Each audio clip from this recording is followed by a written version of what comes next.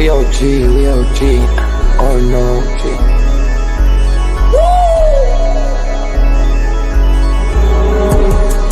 You're not bullish enough. Yeah. Oh no, you're not bullish enough. You ain't got the oh no. I get stoned by the bolo. Bitcoin set to overload. Yeah. Experts on reload. Yeah, yeah. You're not bullish enough. Yeah. Oh no, you're not bullish enough. You ain't got the oh no. I get stoned by the bolo. Bitcoin set to overload. Experts on reload. Mempool getting hot. Everybody wanna rock. Ayy. Runes is coming. Everybody on a knot. Ayy. It's a nuisance. Ordinal Revolution. Ayy. Ordinal Revolution. Yo, it's my guy for real, bro. Got French right now. Yo, BRC 420, bro. Yo, that shit on fire, bro. Imagine if he in here. Yeah, like it in the seal. Murder. I got balls of steel. Nookie on the field. Yeah, this shit for real. With no calls, I get so far. Got 100 phone calls. Bet I go hard, and they gon' love me. Smoke weed, huddle back.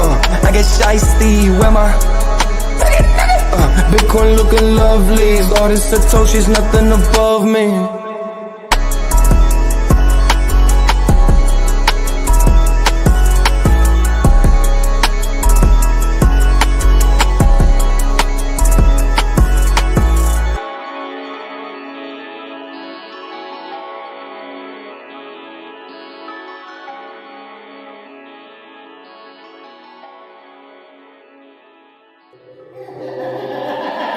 Bitcoin's alive, what you gon' do? Mempool fees are high. Ordinal.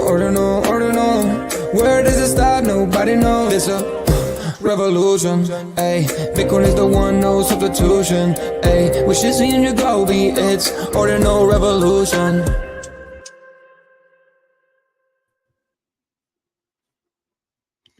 Welcome back to Ordinal Revolution. My name is Shizzy. On this channel, we cover the entire Bitcoin Ordinal ecosystem. What's up, guys? We have an amazing show for you guys today. We are live on the Ordinal Hour, and this one is going to be absolutely insane, guys, because, I mean, Leo straight up came out and said that he wants BRC 20s to go to zero, and we're going to talk about it because that's pretty big news, right? So we know it, right? We know he wants runes to win, obviously, right? But we're going to get into that a little later. You know, we did go over Abstract yesterday, but their wallet is out. We want to show you guys exactly what's going on, and you guys have to understand the importance of this, right? They're going to be an NFT chain. Ordinals are, you know, the best kind of NFTs that are ever, you know, going to be out there because they're inscribed into Bitcoin, but they're going to be taking Bitcoin Ordinals and putting them over there, which is going to give the ease of use of people to buy them. So what's that going to do? That's the number's going to go up. And I want to be ahead of that. I want to be on board on that. And that is kind of why we're going to go over Abstract continuously, right? I think it's really important for an NFT chain, a gaming chain, to really have ordinals on it, and we're going to push that narrative as best we can. We also have a lot of other stuff to talk about today as well. Yeah, so without further ado, let's get into it and bring my partner up here, as always, Mr. Yagobi. What's up, buddy? What's up, man? How's everything going with you? How you feeling? Yesterday was a little rough. The weekend was you know, down only, you know, but I feel a lot better today. How about you? I feel a lot better as well. You know, the market did rebound pretty strong. You see Bitcoin kind of swaying between like 101 to like 103 is what we're seeing. So, and with that bad news that came out about, you know, France, you know, at it again, trying to investigate Binance and stuff like that. But Bitcoin's price said, nah, we don't really care. You're not. You don't have the muscle like the U.S. does, and the U.S. says it's good to go. So, you know, I definitely feel good. I feel like there's energy, and then also I feel great about Magic Eden's update. You know, removing basically bricking for the floor, so the floors can't be sabotaged anymore. That is a big deal in my opinion, because I think there was strategy. I know there was strategy from different projects, different great traders that would brick certain tokens floors, and that's not going to be possible anymore. So yeah, man. 100%. We'll definitely get into that in a little bit. I'm actually excited to get into that, but let's kind of get into the other stuff first. So today is Lunar New Year's. It's basically the Chinese New Year. Year of the Snake is upon us. Do you think that's kind of why we're in a slow area right now? Do you think China's just like, they're just not playing right now? I think that with a little bit of, you know, what is the strong narrative, and then like how to handle headlines, right? The biggest headline that came out over the weekend that dumped the markets had to do with DeepSeek, right? And AI. But you know, it kind of flows into Chinese New Year because, you know, Chinese New Year is a big event, you know, for Chinese people. Some people, you know, celebrate it for 2 weeks. Some people take 2 weeks off, you know, but I do think the people that are degens are still gonna, you know, sneak off to their computer and do what they do, just like us. Look, they're human, we're human, we're all human, right? So, and even more than that, we're all degens, and so I don't expect too much of a slowdown from trading to really occur. If it was straight up bear market, maybe, but I don't see that right now. 100%. Christmas morning, I'm sure I checked CoinGecko, right? So Who wouldn't? But to kind of get into what you were saying in the beginning there, French investigators launch judicial probe into Binance for money laundering, tax fraud, drug trafficking, and other charges. So this is something the U.S. did about a year ago. This is the reason why CZ was in jail. But it seems like the U.S. has took a step back, and the EU is kind of taking a step forward. Something you brought to my attention for sure. Yeah, you know, I think that everybody relied on the U.S. to kind of bully and just put their, like, fist down on our industry, right? And so the fact that this administration is crypto friendly and wants to actually encourage innovation in the U.S., I think the EU is kind of like, okay, what do we do now? You know, because this is going to affect our markets as well. So I think that's a little bit of this, but we'll see what happens. You know, I don't think this is going to be, I think this is going to be more of a nothing burger, because why would they like continually have issues with their accounting and all this stuff after CZ got, you know, thrown in jail, right, in prison? So I'm sure everything was, you know, cleaned up quite a bit. Now, if they try to, you know, be retroactive and you know, say, oh well, you did this back then, I think that's a bit unfair. But we'll see what this comes. I think this is going to kind of go away, but we'll see how serious the French government is about it. It's like, can you get charged in one country and then get charged for the same exact thing in another country? I don't know how that works, but apparently you can. Yeah, I think you can. You know, there's an international court, so they might try to take it there. I'm not sure. Gotcha. The next thing here is SUI. Users will soon be able to perform internetless transactions via SMS. So let me show you this real quick. They kind of give a quick breakdown of how it works. Yeah, so mobile. So there's send to wallet, manage, export passphrase. You put your passphrase in. You'll copy the address, put it in the project ID, submit. You'll put the receiver address in there. So this is all doing it through SMS, which is wild. If this is something that kind of pushes, this could really push us forward here, because now we no longer need, as long as we have a cell signal, we no longer really need. So SUI network mainnet send message sent. So he just sent SUI through an SMS message. Pretty wild, and he got it on the other side. But how's he doing this on his PC? Unless he's plugged his PC in to his computer. So this right here is like his phone to his, So he probably plugged his phone into his Apple, his Mac, and then there's probably software you have to download, and then from there it just goes SMS. But it's cool. You know, I don't know very many industries that utilize SMS too much, except for like maybe like marketing or you know, kind of loyalty program stuff, you know, stuff like that. So this is interesting that, you know, SUI's bringing crypto into the SMS world, but it is a form of you know, communication and channel, right? So technology. So pretty cool. I like it. Yeah, it's awesome. You know, I'm sure this is just the beginning too, right? Eventually you're going to be able to send Bitcoin through an SMS. Like, I'm sure of it. You know what I mean? Like, because that's just the next step, and that's where potentially we get more Lightning involved, right? So a lot of people don't like Lightning, but I just think that Lightning was something that was so early, and we're going to get like the second version of that. You know, it's not going to be Lightning, it's not going to be by those people, but there's going to be a second version of that coming, and I think it could be through SMS, which would be insane. Yeah. I wonder what the security is like with SMS though. Yeah, it's true. I want to dig into that and see if there's any, you know, glaring like vulnerabilities and stuff like that with SMS. 100%. So tomorrow is Fed Day. At 2:00 tomorrow, you're gonna have the interest cut. If they're either gonna cut rates, keep them the same, or hire them. 0% of the people think we're gonna hire them, but 98% of Polymarket thinks there's gonna be no change. That Polymarket, man, you can't bet against them. When you're 98%, so pretty much tomorrow, we're not gonna have a cut, and I don't. So I mean, they're right. They're always right. So I will never bet it. But what is that going to do for the markets? I feel like it's already kind of cooked in that we're not going to get a cut. But if he does come out with a cut, I think it's going to skyrocket. But Jerome never does anything that like no one's expecting. So I can't imagine him unless Trump gets in his ear. Yeah, I think the people that are in the investing world in terms of covering it and stuff, more the TradFi and stuff like that, they really know how to exemplify or exaggerate his tone. And I think that they're going to be looking to do that, right? So if he's hawkish even a little bit, they're going to over exaggerate that, like he was very hawkish, and that's where you can see the markets kind of turn. Where we are in the cycle, Bitcoin is definitely showing resilience.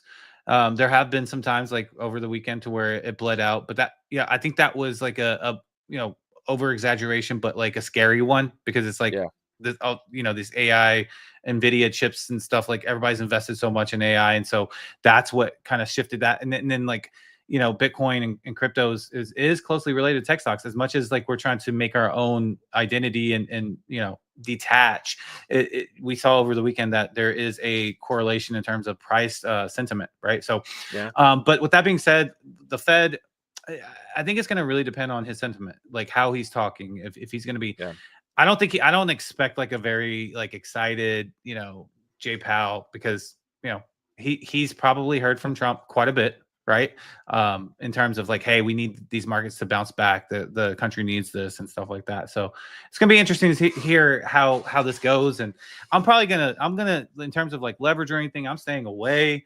I've learned my lesson with Fed Day. It's definitely volatile. That can end very strong one way or the other. So 100%. Yeah. This is the first Jerome Powell meeting with Trump as president. The Biden administration didn't really talk about Jerome Powell at all. You had Elizabeth Warren come out once in a while, and she said the rates are just too high and stuff like that. It's really hurting the small person and stuff like that. But the old administration never said anything about Jerome. So this is going to be a little new for him. Obviously, he was Trump is the one who put him in that position. And I forget what it was, 2016 or whatever it was. But now, I mean, he didn't have to deal with Trump for a long time. So we'll see what happens here. And Trump has an agenda right now, right, to push forward. And he might need rates to go lower. So he might be in his ear, hey, do this for me. And, I won't come out and harass you to the public. Like, I don't know. We'll see. Yeah, because he definitely will, be aggressive with it. So, I imagine that he's, going to try to do like as much as he can to, make Trump not be all over his back about things. But we shall see. It's going to be interesting. It's going to be the first meeting since it's new administration. So I think we'll be able to get kind of a feeling of how Jay Powell feels dealing with Trump from tomorrow. Yeah, 100%.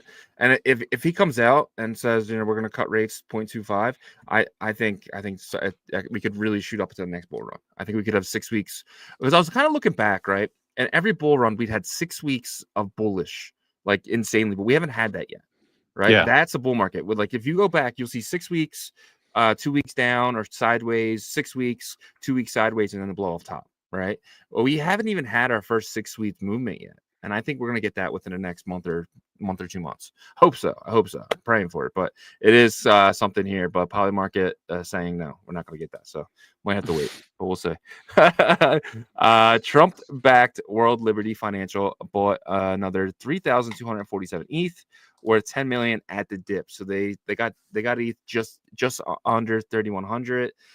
So they're watching. They're paying attention. This is Trump's company, really, right? So. But let me show you their, I think World Liberty Financial. They're now up to $390 million now. They have 188 million in regular ETH, but then another 61 in staked ETH, 65 million in Bitcoin, And then they're sitting with a little bit of cash here. Well, no, actually a lot of bit of cash. So sitting on about 46 million in stables. Yeah. And then we have 9 million in Tron, 6 million in Link, 5 million in Aave, 4 million in Athena. They added Move, which I didn't see that on there. 1.94 Kali, 222. And this is probably what people start sending down here. But they have the Ondo. I'm 30K. surprised they have so little Ondo. I would have thought that they would probably have added more of that, but yeah, that's interesting. They got a little taste though, and then the rest of the stuff they got Tap in here. Obviously, they're very bullish on Tap. No, I'm just kidding. I'm sure Skiri Labs sent them some Tap, but it is in here, and it's number like 10 on here. So you see it. There's 10,000 coins in here. I mean, you can go down pretty much forever, and get $0 of stuff. But yeah, there's a lot of stuff in here. But yeah, they both a dip, so that kind of it really, they're expecting a bull run. You don't buy that much ETH. It's almost $400 million worth of crypto right now, and expect anything less. So, yeah, I agree. It's a good sign, right? They know that the cycle's happening, and look, I'm sure that his legal expenses were very, very costly the past 4 years, right? So this is kind of a way to catch up a bit from that. But this is bullish, right? They're acquiring the blue chips and stuff like that. So maybe this is a foreshadowing type of tool that you can use to say, hey, like the bullish times are ahead. Yep, man, for sure. I mean, if the president's buying, you should at least be paying attention. Crypto Quant CEO Kai-Young Yu compared meme coins to art, stating both markets legitimize intangible value. He predicts the hype will fade, but meme coins will mature by 2030. I'm curious your opinion on this. This is the CEO of Crypto Quant. Yeah, Ki Young-ju, which is a Korean guy. So Crypto Quant, I believe, is maybe a Korean centralized exchange, right? I think that's pretty fair, comparing meme coins to art. But if you look at it like with art, going all the way back to centuries and centuries ago, everybody was creating art. It doesn't matter. There's millions and billions of art pieces out there, and so kind of that's a good comparison, right? Because like memes are like that, right? And then you'll have your meme that succeeds. Now the difference is people are looking for skills or something that like really because abstract art, some people would say that's horrible, right? But it's just different type. With meme coins, it's really building the community, but obviously we know some of them are like because the cabals kind of got together and pushed it up, and then people like number go up, right? So I do hope that it does mature by that time, because we do need a maturity there. I think the Bitcoin ones, because they're more clunky and slower to move, they will develop more of a stronger sense of community, true community, instead of just number go up, because we've always obviously been through number up and number go down a lot, right? So but that's when maybe like later down the time, couple years and stuff, that what's the history behind this meme coin on Bitcoin and stuff like that will matter. I mean, if a guy can walk up and tape a banana to the wall and call it art, I mean, Dog Go to the Moon should be called art too, right? I mean, like it's just like it's like whatever. But I guess my question for you would be, like, you kind of went into a little bit, but what does it mean for a meme coin to mature? I kind of struggled with this when I was first reading it. Are we really thinking maybe these turn into DAOs? Like, how does a meme coin mature, especially in the next 4 or 5 years? So I think a maturity indicator would be like, for example, I think Billion Dollar Cat has a great opportunity to have a strong IP, right? So they kind of follow the Luca blueprint, right, with Pudgy Penguins. And what they do is, they have products, they have, they're already working together have the glasses, they have hats, they have everything, right? Out of all the Bitcoin meme coins, they do the most with that kind of stuff.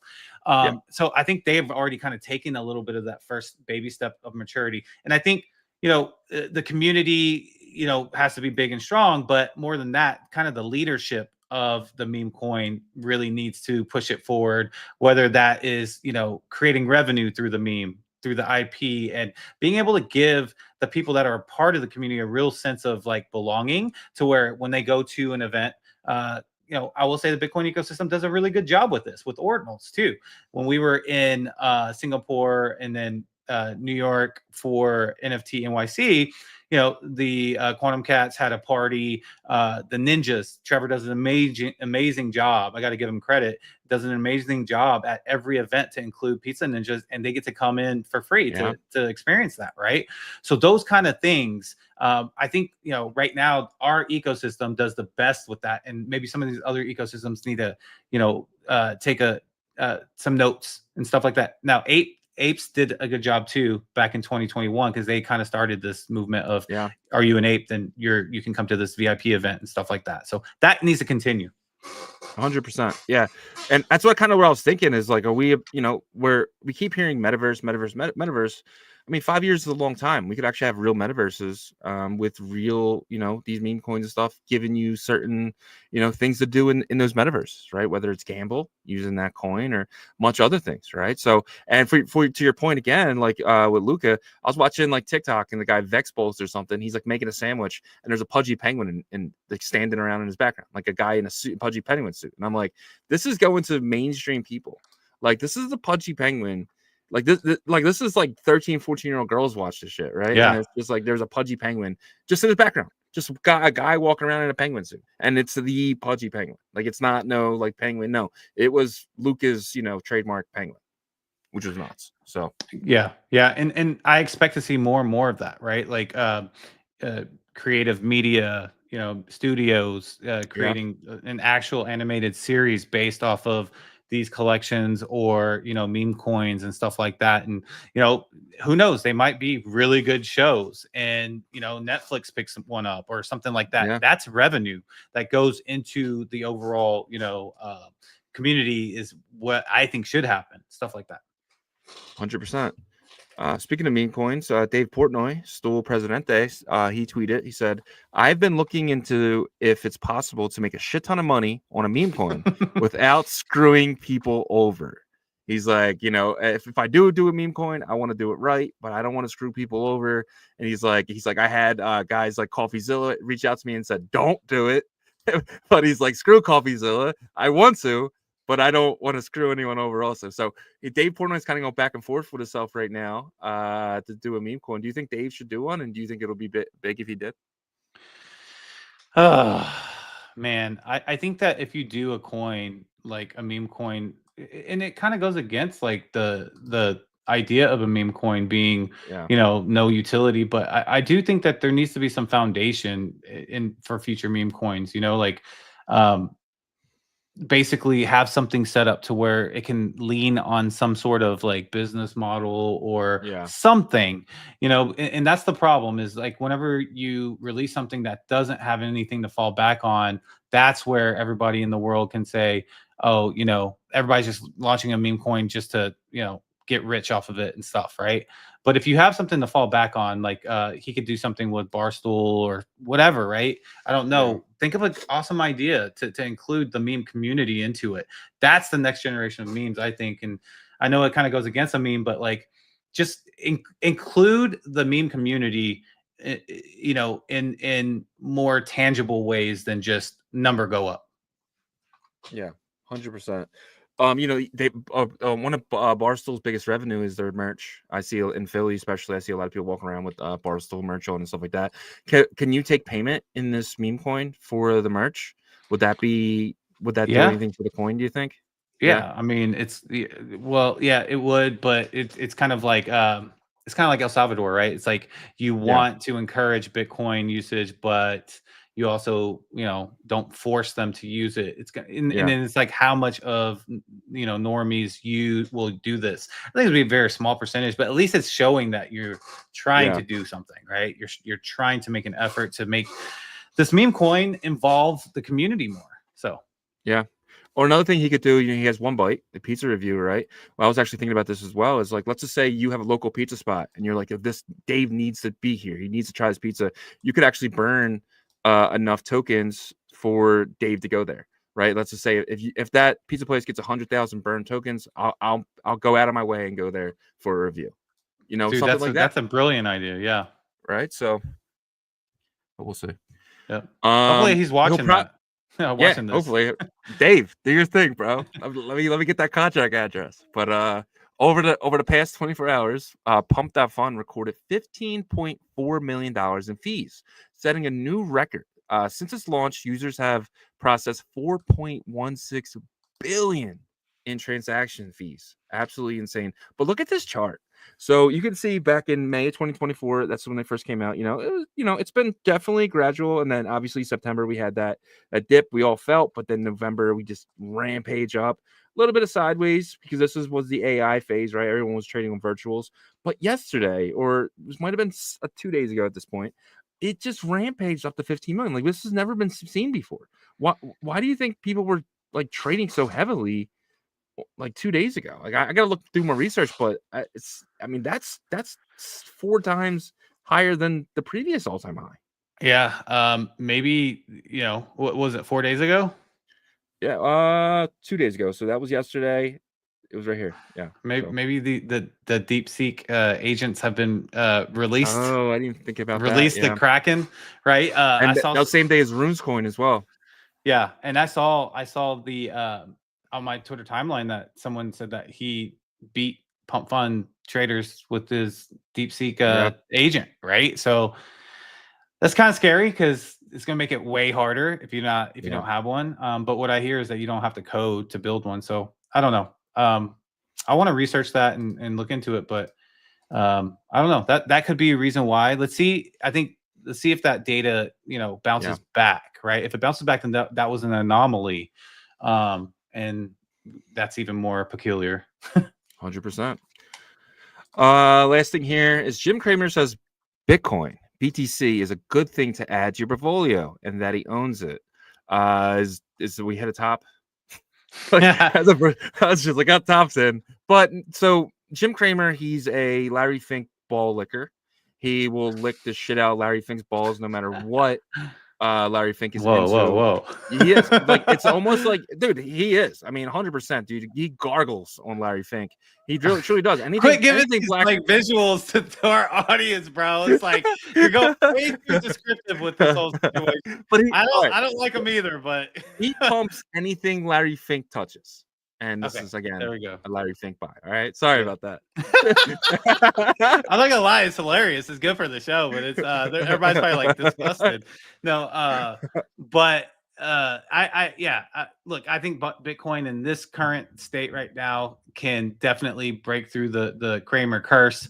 Not typical, but Bitcoin's in a different mode this cycle, right? So I don't think it gets affected. As you can see, we're back above 100, chilling at 103 pretty much. So I think we'll be all right.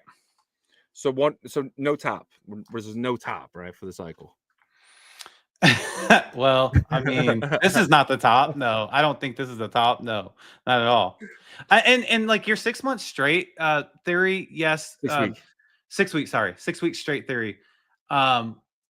I think we can have a little bit of broken up because it does seem to have that, like, to where, typical 2017. I actually thought 2017 was solely Q4 of 2017, but looking back when I looked at the data, it was actually, end of Q1 kind of and Q4.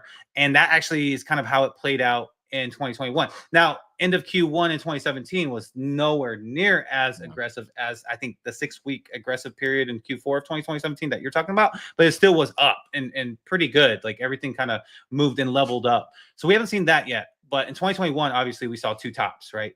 End of Q1 and then Q4.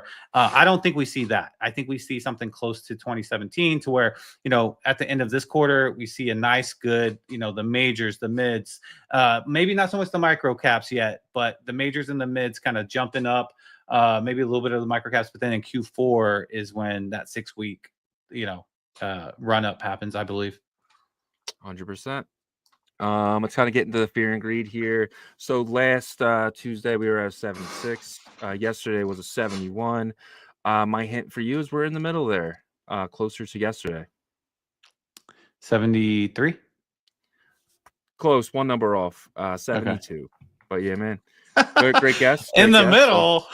See, well, this is what I'm talking about. You give me hints that are like wrong or curveballs. I don't want you to get it right every day. So All right. I just gotta no, I'm just playing. Let's get into that Bitcoin price action brought to you by BitPerp. BitPerp is going to be the leading leverage trading platform in the entire Bitcoin ecosystem because they're going to allow you to trade your Bitcoin, your runes, and your BRC20s, your Bitcoin assets. Right, that's big. It's a big thing over here. Leonidas wants BRC20s to go to zero, but we do not.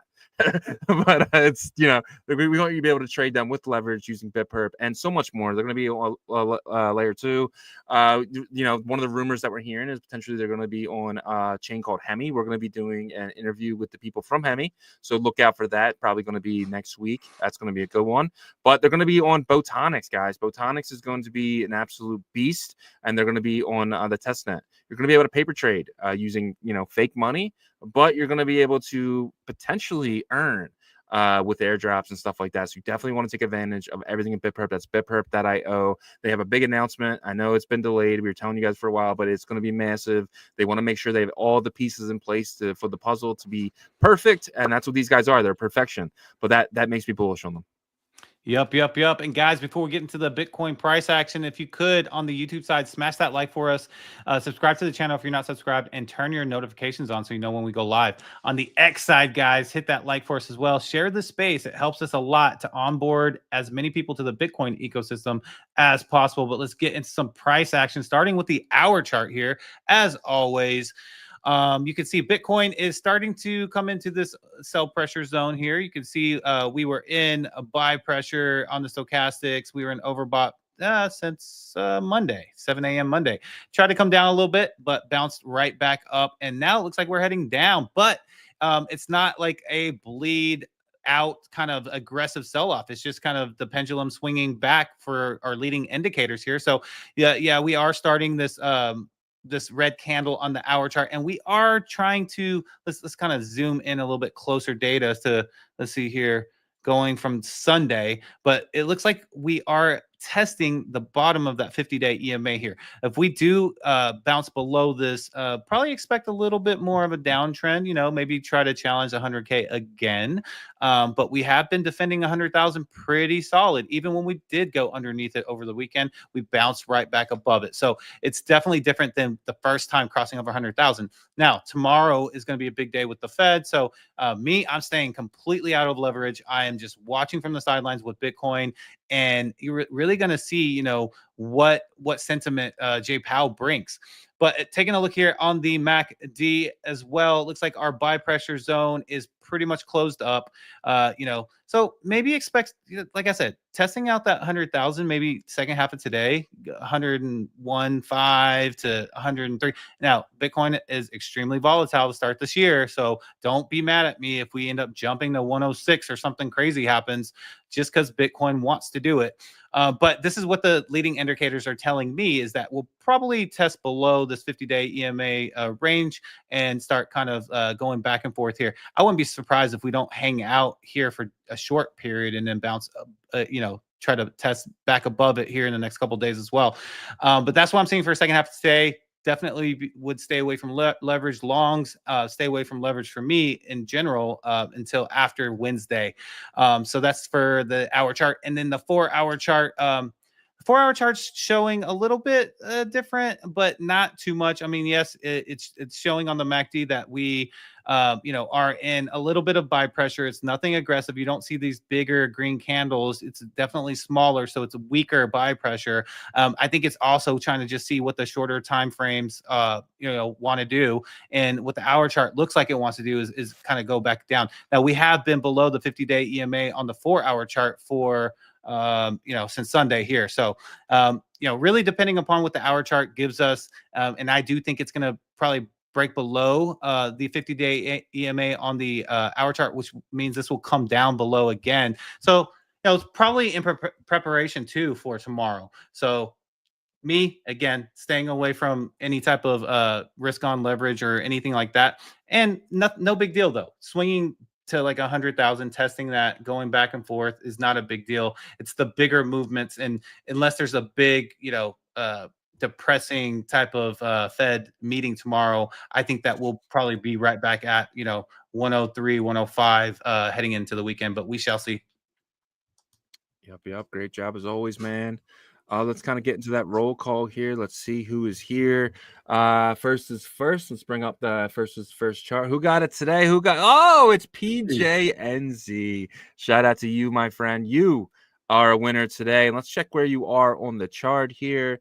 You officially got your 4th. Congratulations to you. You and Webdro, back-to-back days getting 4. You are all 3 tied. You, Yasher, and Webdro, PJNZ, Webdro, and Yasher all got 4. We have let's see who anybody else getting 3. No, it looks like you guys are running away with it here. Shout out to you guys, man. A peanut butter jelly time, my man. Legend, my man. So it's you guys are fighting for that graveyard, and it says graveyard sweeper, don't let me down. You got it, bro. Poor Danny boy was a few minutes late. Shout out to Danny boy. He said, damn, too. You're always my guy, though, Danny. We love you, man. He said, thought I was early to this time. Good game, PJNZ. I love that they gamified it. It's so much fun. But yeah, shout out to you guys, man. Webdro says, using any crypto as gas on Abstract would be great. I was thinking of that, right? I think eventually down the line, you're going to be able to use Abstract with your native wallet, like whatever wallet you want to use. I think it's the whole point of Abstract, right? Yeah, so that's the whole idea. I think down the line, utilizing tools like Particle, is it Particle X? Particle Network. Yeah. That kind of account abstraction. But one thing I will say, Webdro, is that they have a really close working relationship with Layer 0, which, by the way, Beyond the project Beyond building in the Bitcoin ecosystem, utilizes Layer 0. So, Abstract has a big plan for utilizing ordinals, man. Like, we'll get into it here in a little bit once we get into that topic, but I'm excited for what they're bringing and the whole movement of account abstraction, which we got to give credit where credit is due. Marlin kind of jump-started that a little bit, this cycle, but we're going to see a lot more of that. Yeah, I didn't even know what account abstraction was until Merlin did it, right? Yep. They were the originals to ever do it, in my opinion. Well, from my knowledge, but it could be someone else down the line did it before. And we know that Raul's doing it for Cardano. 100%. Guys at Fluid, ICP with BTC. So everybody's integrating it into their platform. So it's a good sign. Yep. Nighthawk says GM Raktoshi is Runetoshi. I think that's a stretch, but maybe. Who knows? Who cares? I don't even think about that guy no more. I care. If it turns out if Raktoshi ends up being the Runetoshi, I mean, I think Runetoshi's BitGod, but that's just me.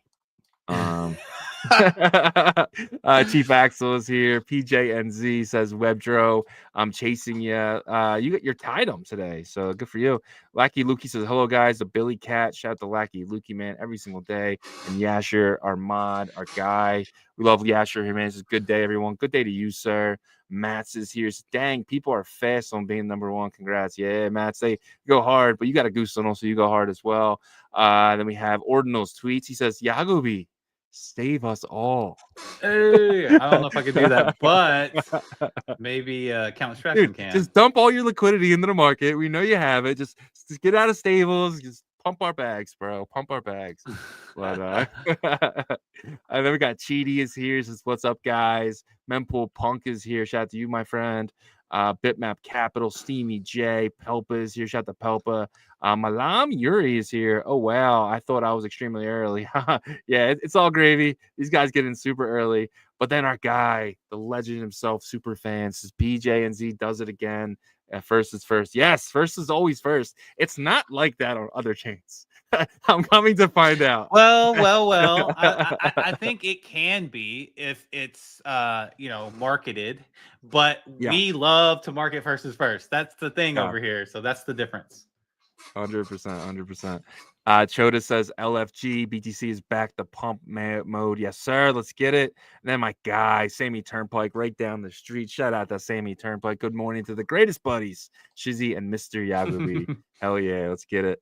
Pelpa again, PJ and Z again. Then we got Moving Bandit. Your first time making roll call. That's a protocol. But thank you so much for being here today. He says, start showing Track Network. Guys, start doing Track Network stuff. I did see something from Track, though. I want to say they talked about bringing the ICP technology that they're using with the smart contracts and stuff with Bitcoin to Doge.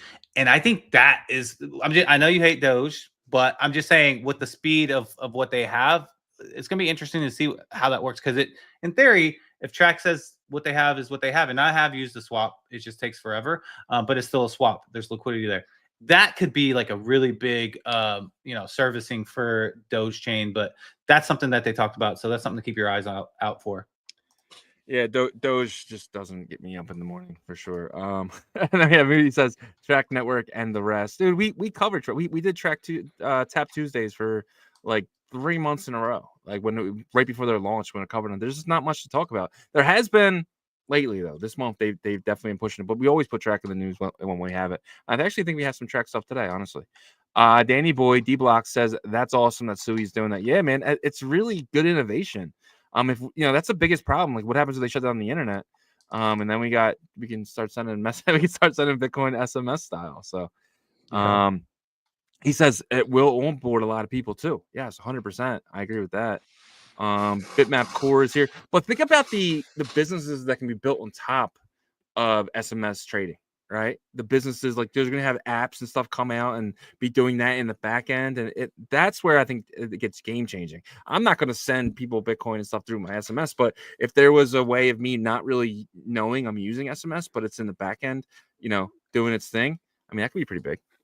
It could be. I just don't know how you're going to be able to access it on your PC. Now, the mobile users will definitely love it. That's where they're going to love it.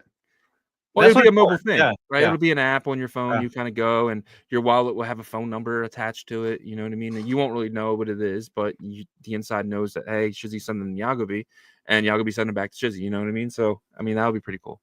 It would be pretty cool, but there's nothing more KYC than that, though.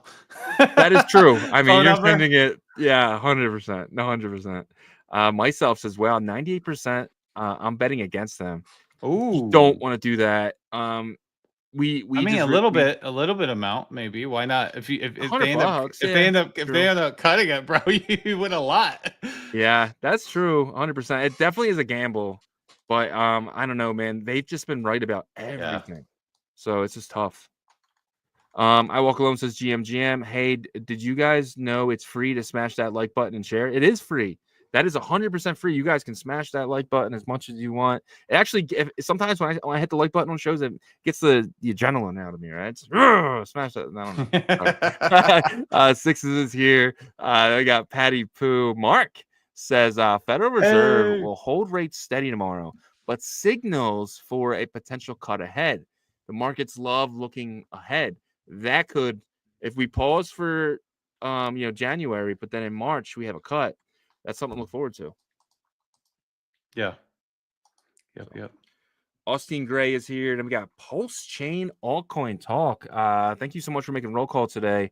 I actually played on Pulse Chain, believe it or not. I was actually kind of messing around over there in the bear market. I said, what's the first competition for, and how do I get in? Am I too late? He's talking about the being the first to comment.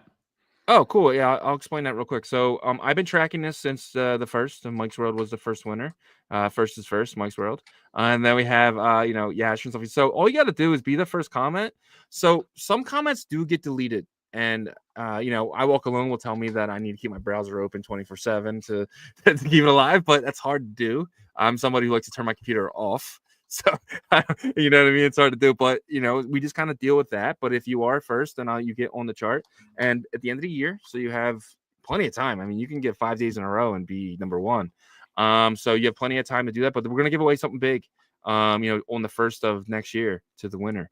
So it's going to be fun. It's going to be exciting, but it's something all year. So it's just something, it's for people who are here every single day. It's not like a real craziness, but it's something that we like to do here, and we're going to keep doing. So, yeah. Yeah, it gets kept competitive, man. It was competitive before we did this contest. Yeah. So the fact that now that we have the contest, people are definitely getting more competitive. But yeah, it's a fun thing. Yeah. Should we do it monthly? Like, or do you think it'd be better of a bigger prize at the end of the year? Let's talk about that off camera, because that might be a good idea. Yeah, 100%. I know everybody in the audience is screaming, "Yes, do it! Yes, do it!" Aaron is here. Your first time making roll call. Thank you so much for being here. He says, BetBTC, what is the gas token and its form? So BetBTC is using ICP in the back end, but this gas token is Bitcoin. So all you have to do is when you deposit, so ICP has no gas token, by the way. So there is no gas fees when you're using BetBTC. So you'll deposit into you basically bridge it to ICP, and you get CK BTC on the back end, and you're able to do everything using ICP. And then when you're ready to cash out, you just send that back to your Xverse. But you're only using an Xverse wallet. You're depositing with that. You don't even really know you're using ICP at all. And then when you're ready to cash out, you can send that back to BTC layer 1, or you can keep it there. But it's it's non-custodial. They do not hold your Bitcoin. It's just transferred to CK BTC, so you can use those I think it's like 1 second transactions. Yeah.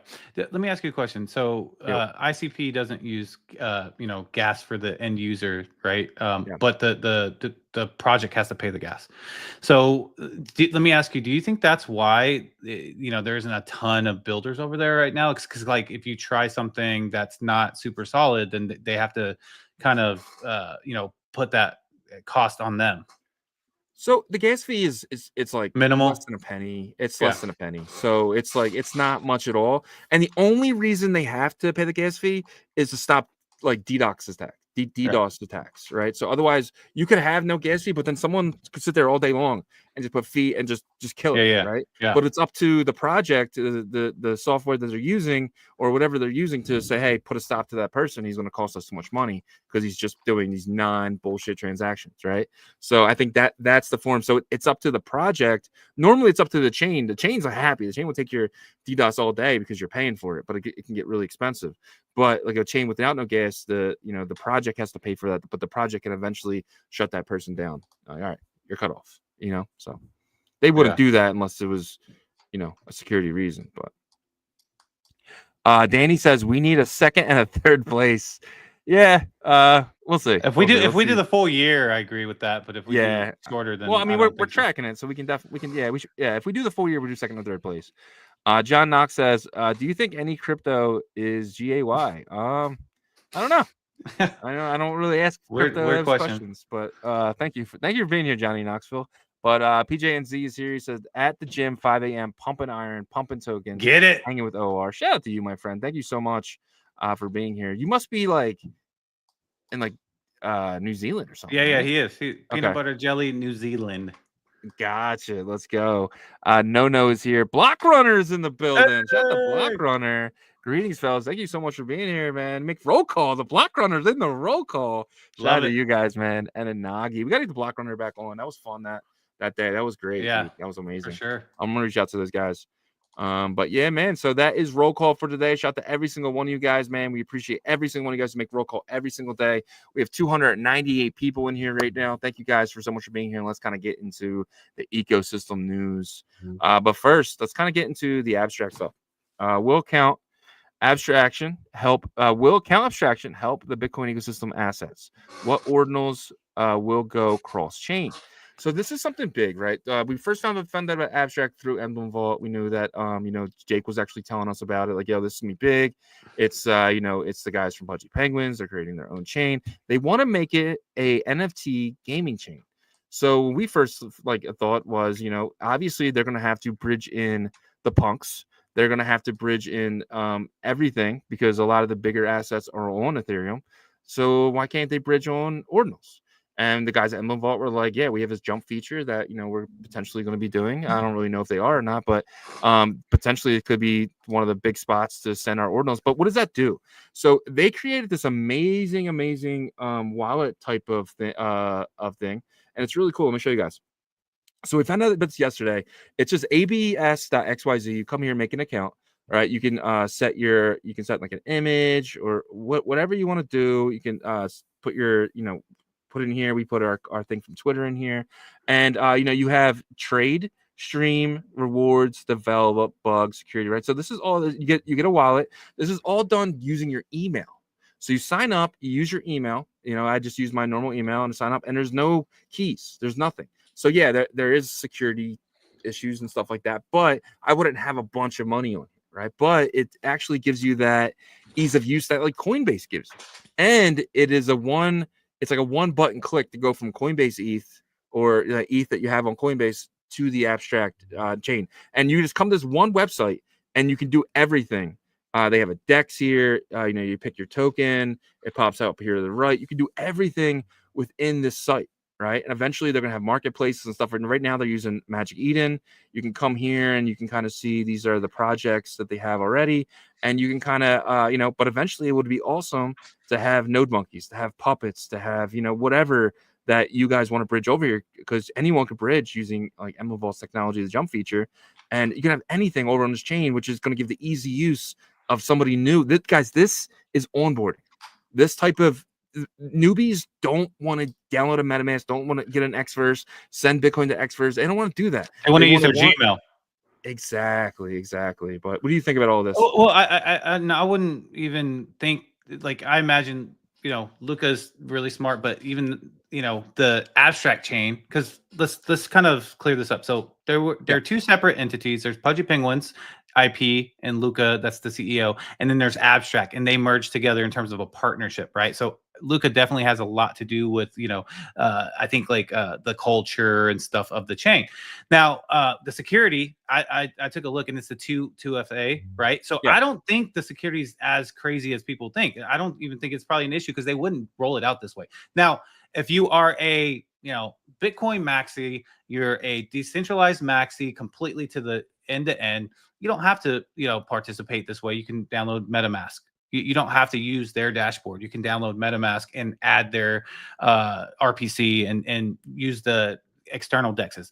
I'm going to use this because this has been amazing since I started using it.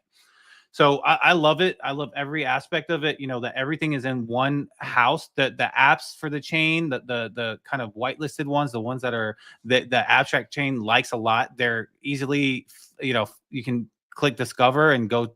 Moonshot is amazing, in my opinion. It's basically like a pump fund that's integrated with Dex Screener, by the way. Dex Screener built it with Abstract, so you can see what's hot, go directly to the price chart, all that stuff. Magic Eden is there because of the NFTs, and just kind of going back to why they want ordinals. And this is my theory on why. If you remember from last NFT cycle, when everything was absolutely nuts and we came out of the DeFi kind of craze, and DeFi was still running pretty hot because 2021 money was just everywhere. You had chains like Polygon or Arbitrum, and I don't even think Arbitrum had NFTs at that time, but let's just say like the chains that did, right? They started adding NFTs to their chains, and those kind of sold okay, like in the beginning, like but like you saw in the bear market, like as NFTs started to fade away, those were the first to like really go straight to zero.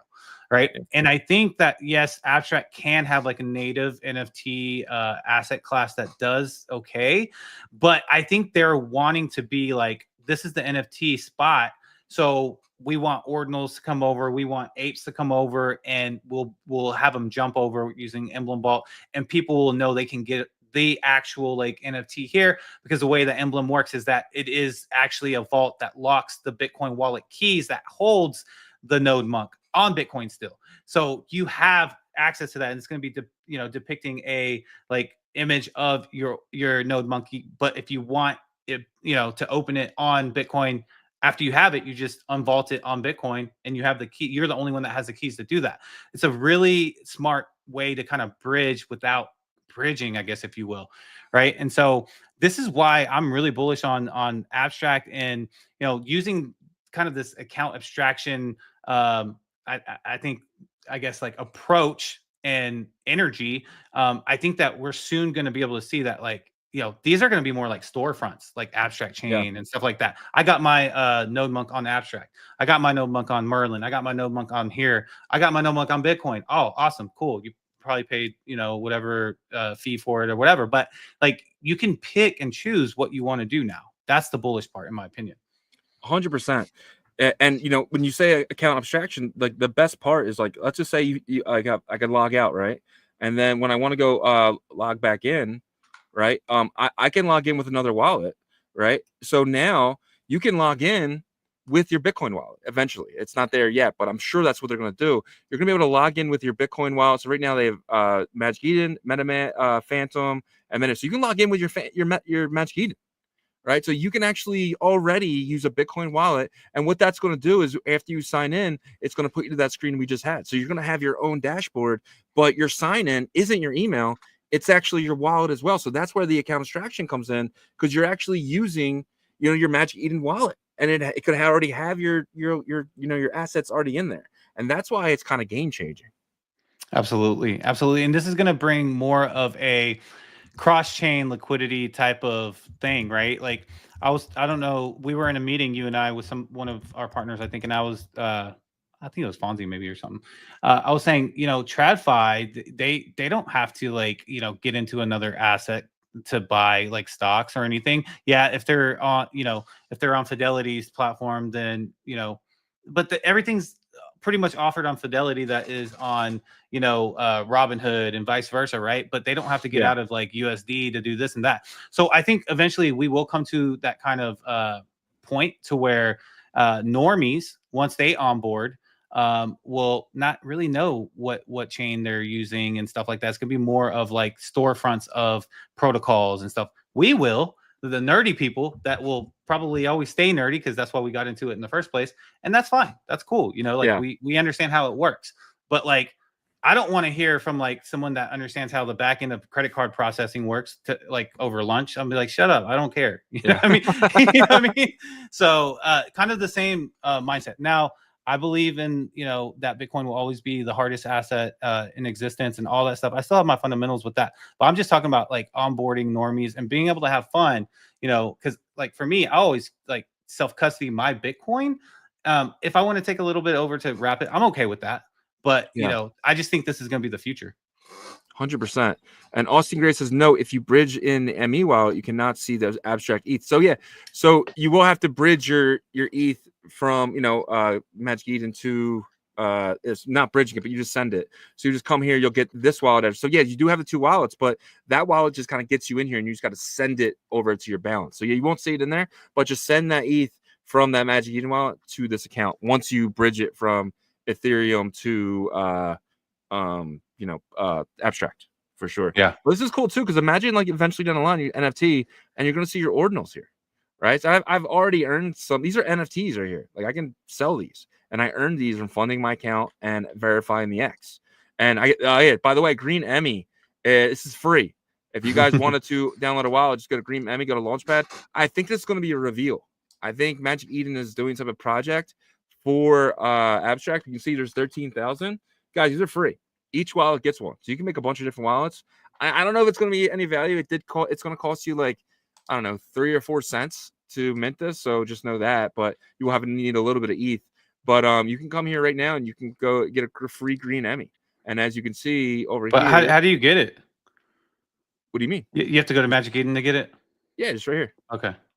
So just go to Magic Eden, Cool. and then you go to Abstract, and then so if you want the Magic Eden, and then you just clicked up here to Abstract, and it's right here on the Launchpad. Go to Launchpad, and that'll take you here, guys. This is absolutely free. I want each one of you guys to get one of these. No reason not to, but I think this is going to be some type of reveal that Magic Eden is doing for Abstract. So, I mean, I don't think they would do this just to have a stupid picture in your wallet, but I think this is going to be a reveal, and there could be 20, 30, 40,000 of these. Who knows? So, yeah, that's pretty cool. Yeah. So definitely want to get on that. I've done it on all my wallets so far. It's stupid not to. And so overall, before we move on here, just give me your last bit of words here on this. I don't know. I think it's game changing. I do too, and I think it's going to be a start to a lot of this kind of like interoperability layer, where, like I said, that the nerds like us will understand, but the normies won't, and they won't care, because this is really the best way to onboard people to kind of like a decentralized environment, right? You use your email and stuff, and it's more centralized than other environments, but the other stuff that's obviously you've seen that normies don't want to necessarily go that route to download 10 wallets and do all these things. So I think making it easy and making the UX, the best that it can be is the goal with this. So Yeah, I'm excited for the future of it. 100%. And this kind of works like an L2, right? Abstract is kind of like an L2 for Bitcoin, for Ethereum, for Solana. It's like, this upper layer that, and you can go there, use it. And let's just say for bitmaps, for instance, right? If you want to create a game for bitmaps, but it's too slow on layer 1 and you don't really like Merlin for whatever reason that is, you could use this as well. But this is going to onboard a lot of people. I would love to go to Discover and one of these games be a bitmap game. Or I would love to come that'd be here cool. and like Block Runners, their game is on here. DMT. What is it? The Nat verse. Natverse, and the Natverse is up here. How awesome would that be? And if you have a bitmap in this wallet that you bridged over using Emblem Vault or whatever bridge that's out there, that would be absolutely amazing. We're now taking Bitcoin layer 1 assets and putting them on this this area that's going to get seen by a lot of people. What that's going to do, that's going to make the Bitcoin ecosystem look so much better. It's going to really give us the light of day. And the fact I want bitmaps on every chain. I want them to start on Bitcoin and eventually go to every chain. It's a brand thing, but I think the biggest important thing is that you can take them back, and taking them back and forth at ease is, I think, the goal, and I think that will be accomplished, right? As this innovation continues. So, I do understand, like, some people are like, okay, well, I don't necessarily want to leave it over there forever, and I want it back on Bitcoin when I'm done, like, staking or done doing whatever I'm going to do with it. But that will come.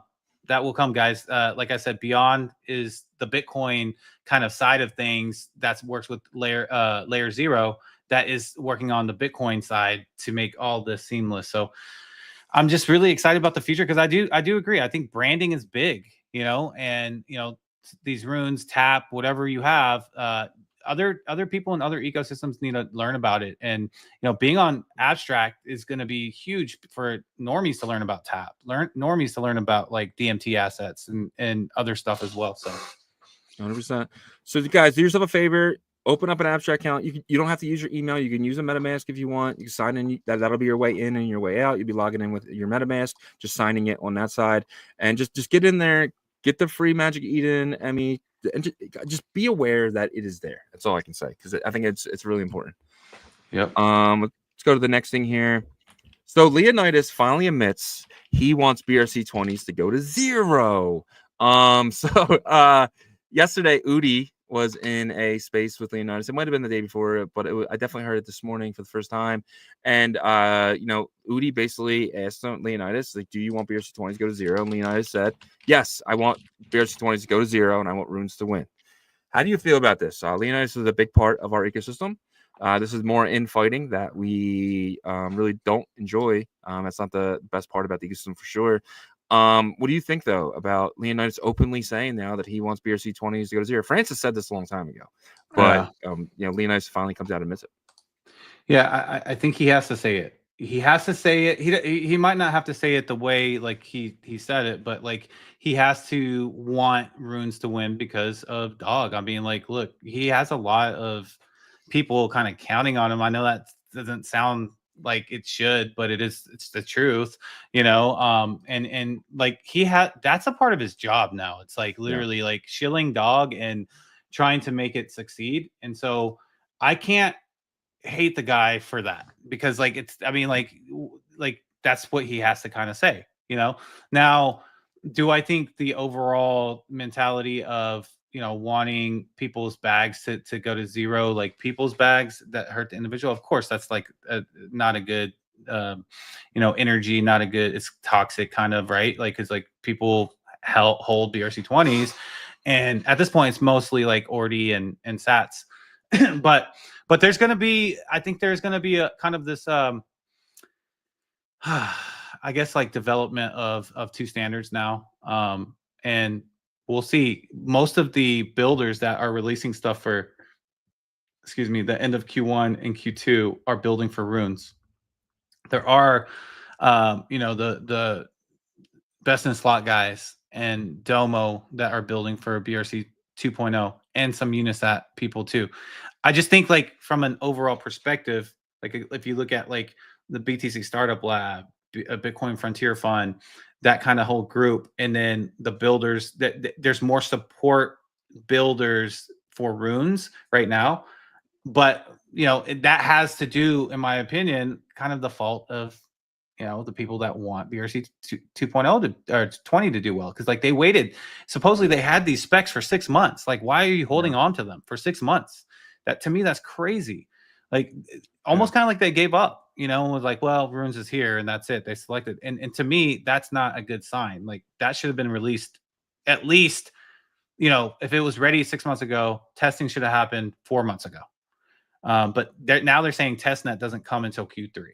And I want whatever innovation's coming here, like BRC 20, runes, both have at it, like, do well.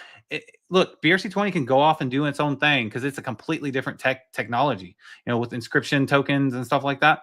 And then runes can kind of start to form its own thing as well. Remember that Tether USDT started on Bitcoin and wasn't needed here because they didn't want to do fungible tokens, the maxis and all that stuff, and decided, okay, we're going to go elsewhere where we're needed, and built on Ethereum and stuff like that. But Tether started here. So that could be a case for TAP. That could be a case for BRC20s. That could be a case for runes. Who knows? So, yeah, 100%. I agree. But you have to look too, is like when someone drops a statement like this, you have to look behind the words and look at the incentives. So what is Leo's incentive? Does he want DAO go to the moon? I mean, of course he does, but that's not the incentive. The incentive is to push Ord.io, right? To the whole reason he's pushing DAO so hard. He probably doesn't have giant bags. I think he's a very he's about morals and stuff like that. I don't think he has a giant bag of dog that people think he does. I think he has, his airdrop and that's it, right? But I think the whole point is he missed BRC 20s. He can't. So Unisat holds the market for that, right? OKX hold the market for that. But runes is a little different for dashboards and stuff like that. And Ord.io, they want to be this giant runes type of marketplace and stuff like that. So you go to runes here, and a lot of people don't really realize this, but they have they have actually a better site than Luminex for minting runes stuff. And they have it, like, if you do hold one of these tokens, they have a chat. Like, you can kind of go in here, and if you hold one of these tokens, you can kind of go down. I forget where it is, but there's actually a chat and stuff. Maybe it's holders. But yeah, so his incentives align here with growing Ord.io. And there's no BRC 20s on here, right? So I think when you look behind his words a little bit, you just kind of see that he's kind of pushing for his company, right? Yeah, and if you like the Bitcoin ordinal ecosystem, then you want him to succeed too, though, because it's like if you have a tool or resource as good as Ord.io that continually grows and gets mass adoption and all that stuff, then you know if it reaches that point, then you know that ordinals and runes have succeeded, because Ord.io will actually be looked at as like a certain valuation at this point, because it has the users, it has the traffic, it has everything. So from a business perspective, you can't hate the guy for that. From a ordinals community loving perspective, you can't be mad about it, because then it means that like your space has reached success. So I mean, the one thing that I will say is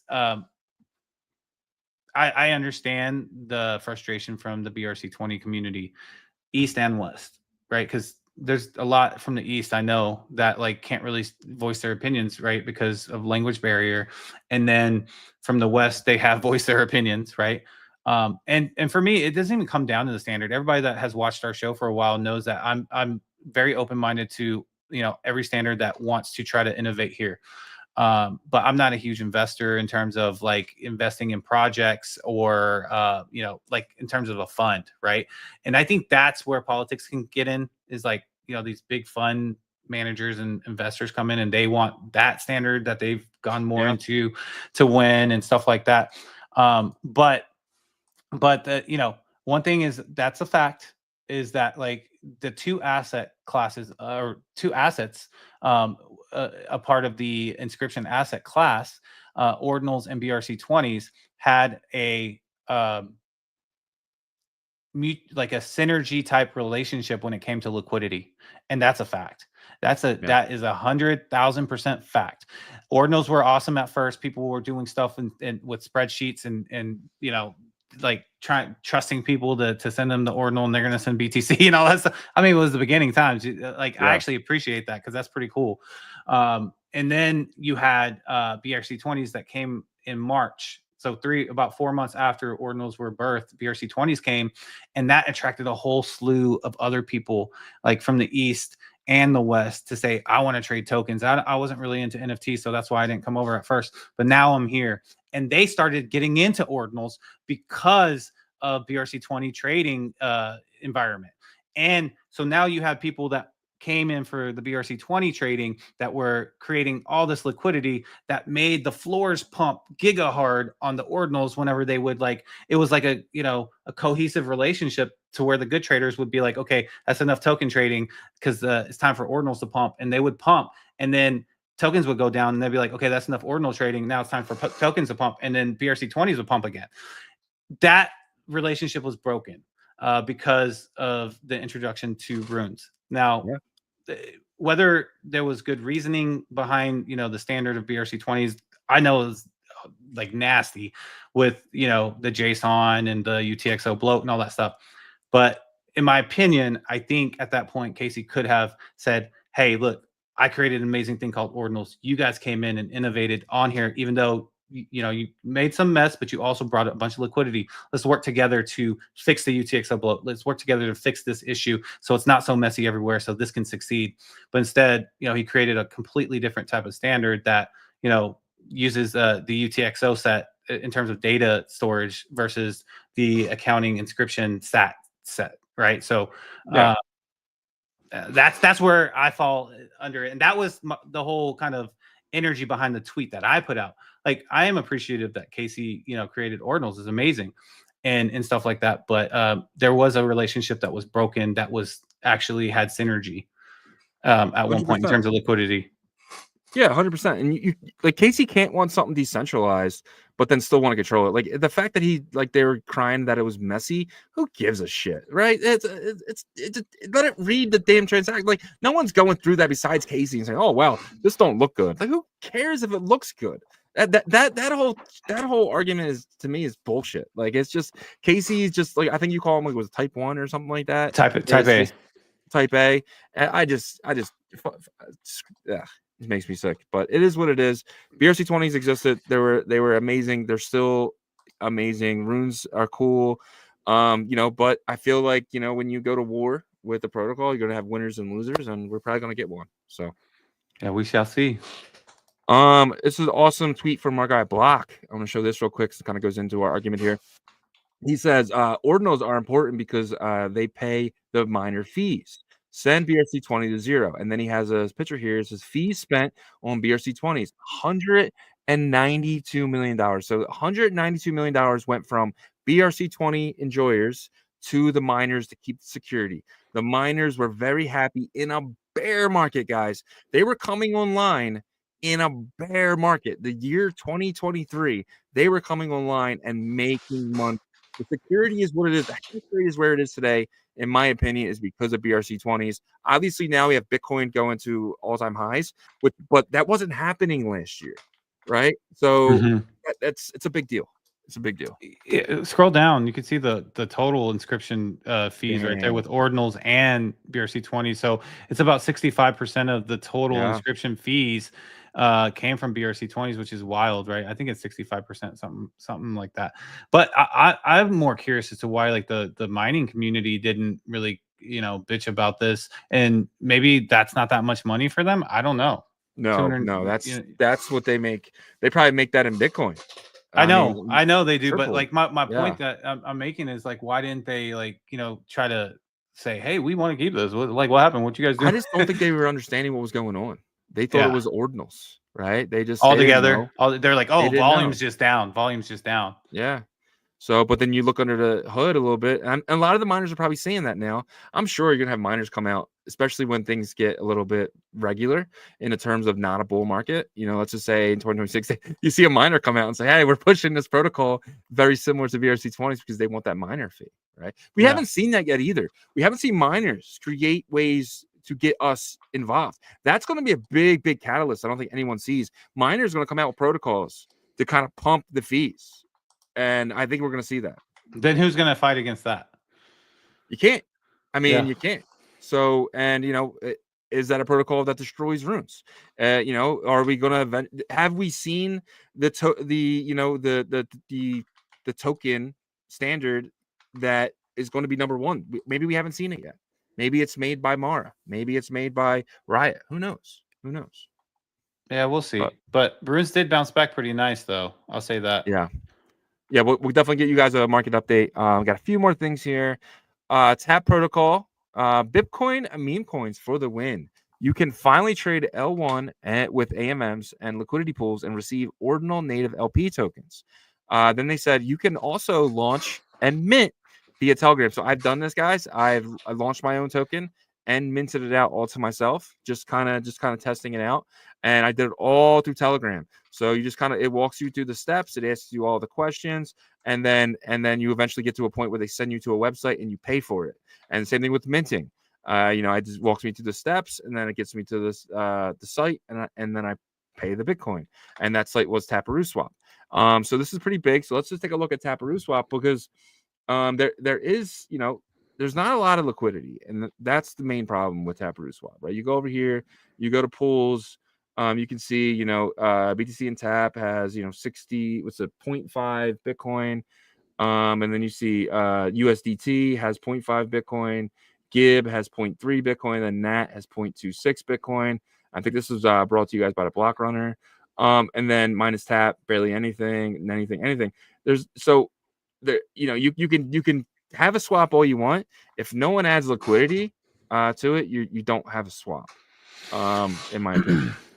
Yeah, so that's why I said that, like, they should also add that swap support to the Doge ecosystem, because it is a lot quicker, right? And so people will probably utilize it and put some liquidity in there, even if it's little amounts. They'll probably participate more in it. And they can kind of be looked at as like a savior over there, as opposed to over here. Let's be honest, like, let's say that Taparoo Swap was like the Uniswap. I don't think they would get much support from a lot of people because they're using their standard. Yeah, 100%. And that's the problem. If Taparoo Swap will allow you to do your BRC20s, do your runes, I think it could be the biggest thing in the ecosystem. But the fact that you have to use their standard, no one likes the Tap standard. I mean, be honest. I mean, it might be a few people who enjoy it, like maybe 10, 20, but you can see no one's adding liquidity for it. They need to adopt runes. They need to adopt BRC20s. They need to adopt ARC20s. Like, I think that's when the liquidity comes, guys. Like, stop being so Tap centric. Add the other standards to this, and people will use it. I promise you. But if we're gonna sit here, no one's buying. Like, look at this. Boobs 94% minted, Matter 99% minted. It doesn't matter if they mint out, because no one's putting Bitcoin against them in a liquidity pool. So yeah. I mean, it just doesn't matter, and no one's trading this way. Like, no one's trading the old way with Tap tokens. So if they want to succeed, one, they need better marketing. Their marketing kind of sucks, and two, they need to adopt these other standards. The Tap standards isn't it. Well, I mean, I wish that there was an approach that was like that, like what the Ordinals are saying that they're going to have, right? To where exactly. you can basically just get the Tap token, put it in like this wrapping, and then trade it within their system. And you can do that with ARC20s, BRC20s, and runes as well. Actually, I think like the lesser volume and smaller community fungible tokens communities in Bitcoin should do that automatically. So they should create their own wrapping standard to invite others over, you know what I mean? And so like ARC20s, if they're going to do, if they want to build, and they should do that, Tap should do that. And at least you're trying something different to see if other people will come over and trade for liquidity. And that's the thing too, is like, so you are, if you do that, you are battling with likes of Dot Swap, the likes of Runes Dex, and the likes of Odin and a bunch of other ones. Yeah, right. But this one's the only decentralized one, right? They're all centralized.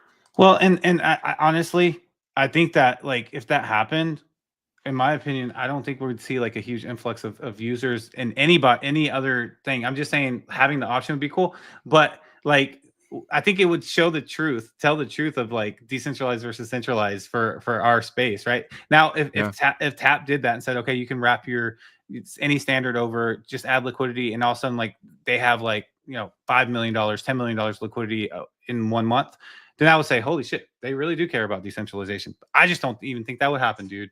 You know what I mean? And so like I think a lot of times like the decentralization is an excuse to say have your people stay where you are. You know what I mean? Yeah. Just not it's not even like you don't even really like truly believe that. I'm not saying everybody, but it's a lot smaller percentage of people that really care about that than they say they do, in my opinion. Yeah, 100%. But you got to remember too is once you're wrapping them over, you got to use the Tap standard, right? Because you're wrapping them in the Tap standard. But I wish you didn't have to wrap them. Like do the same thing you're doing with the Tap standard you are doing with BRC20. So you wouldn't even have to wrap them. Just adapt the, you know what I mean? Like you don't have to wrap Tap tokens to use this. Just use the same exact technology. I mean, they're all on Bitcoin, 4 runes, 4 BRC20. So you don't even have to wrap them in that sense. Yeah, but Benny would have to update the track indexer to index runes and every other standard. I mean, do it. Integrated into the Taproot swap. Yeah. Do it. It will bring so much liquidity your way. I mean, just look at Dot Swap with Billion Dollar Cat.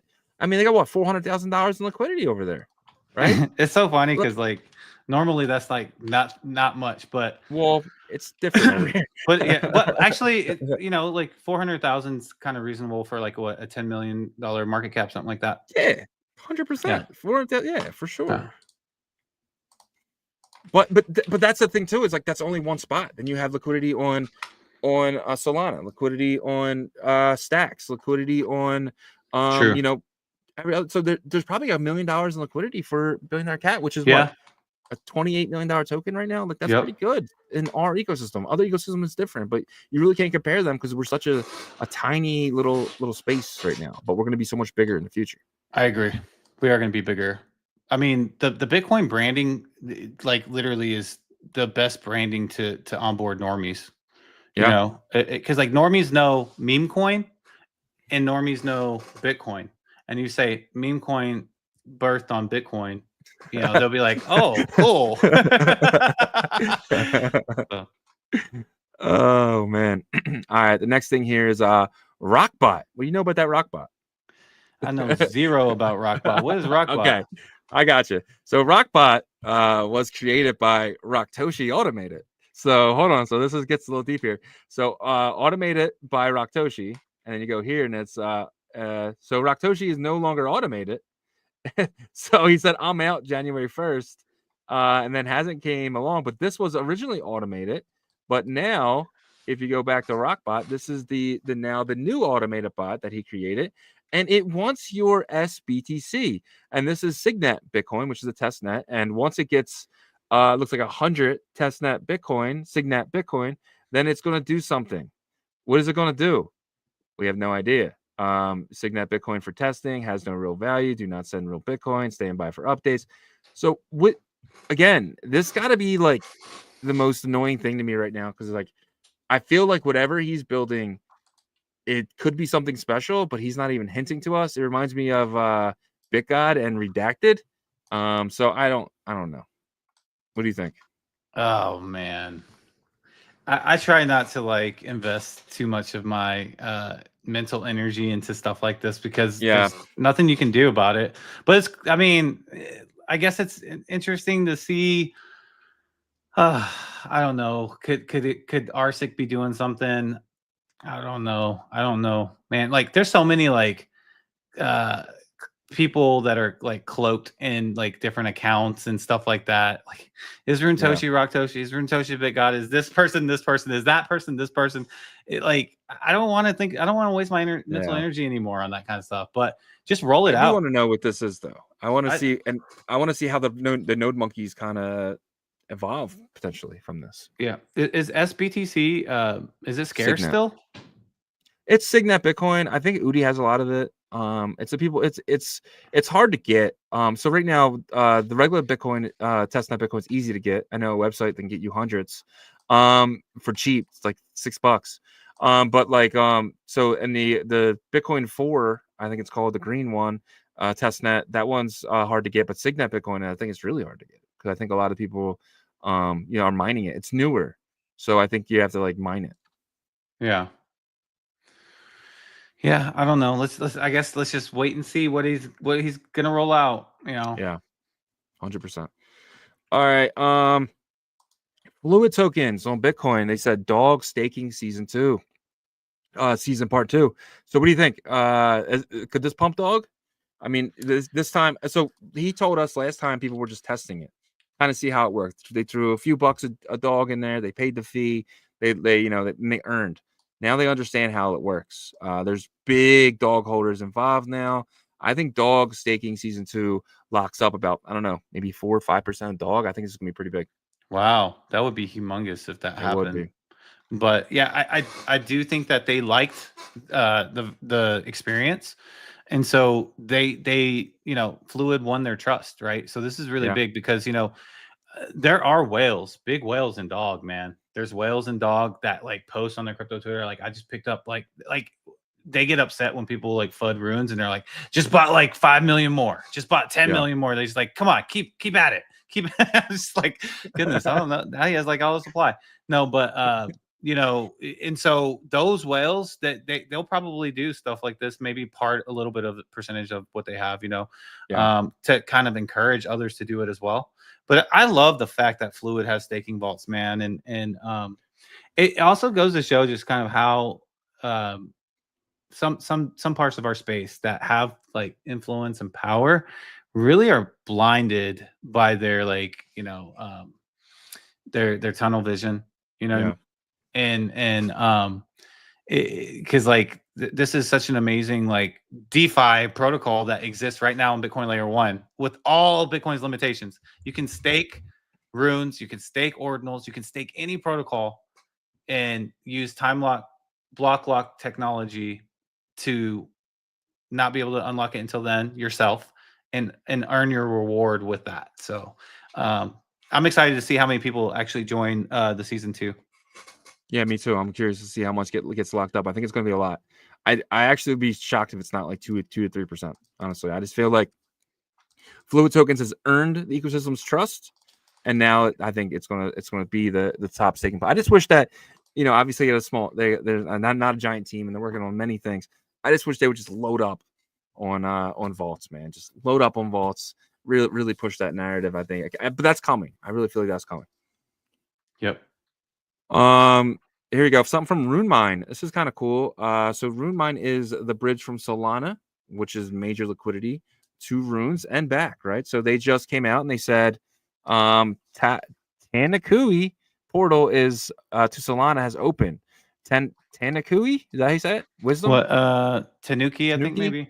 Okay. Tanuki Wisdom is now crossing dimensions between Bitcoin and Solana, powered by RuneBridge. And we do know that they've already done many coins already. This is how you see BDC on some apps and stuff, is because of RuneMine. And you guys come here, go to Bridge. And if you are at Tanuki, I never even heard of Tanuki, honestly. I think I've seen it once or twice. But you can now kind of go down here and should be able to find it. There it is right there. So you can now bridge that to Solana. There's a bunch of other stuff here, guys, like for Genesis, Gizmo, Memento Mori. So these are all organic Bitcoin.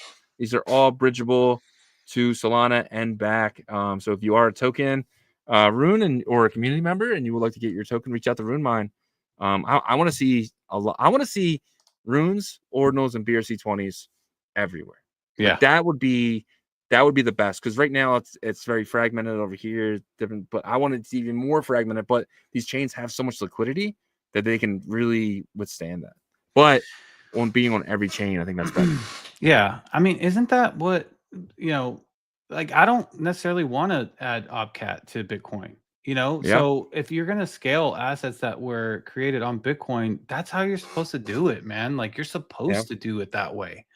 You know what I mean? And the people that give pushback to that is just crazy to me. And I think it has more to do with the politics of keeping TVL within their protocol on Bitcoin layer 1 or whatever it's going to be in the future.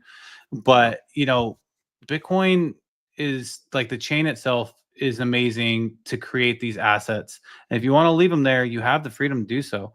But the chain itself was created for other scalable solutions that like help with the assets, so Bitcoin doesn't have to be upgraded.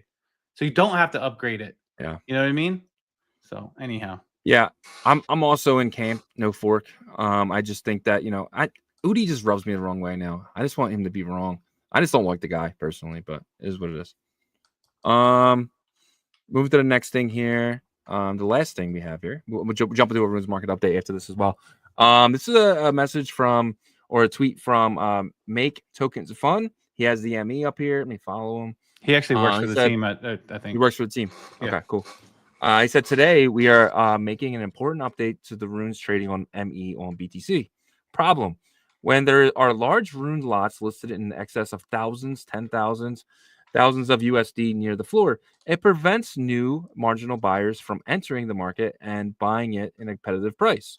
Solution: for the past month, we at Magic Eden have been developing a back-end infrastructure to auto-split large lots into smaller lots at the point of listing. This will happen automatically without any additional user input and pave the way for abstraction so that users can trade runes without worrying about lot size, splitting, etc. We believe that this to be beneficial to sellers, opens up your listings to more marginal buyers with access to less capital. No need to wait to split and then list. Beneficial for buyers, can purchase marginal amounts closer to the market price. Beneficial for market participants in general. Markets plus price can move freely and fluidly, so tokens can find their true fair market value. So short term, the solution will take a bit longer to deliver as we need to plan for many edge causes and involved in the auto split at the point of listing. In the meantime, today we are going to start asking users to list their rune lots to under 1,000 prior to listing.